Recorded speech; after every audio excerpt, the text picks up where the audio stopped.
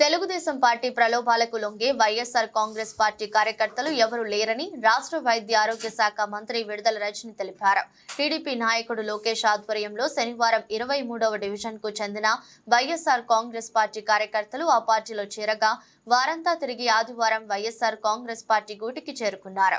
స్థానిక శ్యామల నగర్ లోని తన నివాసంలో వీరికి పార్టీ కండువాలు కప్పి మంత్రి విడుదల రజని సాదరంగా ఆహ్వానించారు.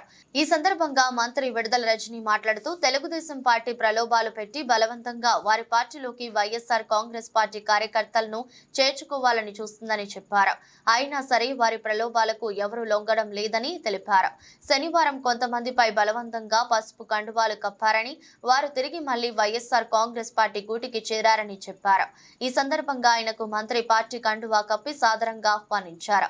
ఆయా కార్యక్రమాల్లో పలు డివిజన్ల కార్పొరేటర్లు, ఇన్ఛార్జీలు, అధ్యక్షులు, వైఎస్ఆర్ కాంగ్రెస్ పార్టీ అనుబంధ విభాగాల నాయకులు, కార్యకర్తలు పాల్గొన్నారు.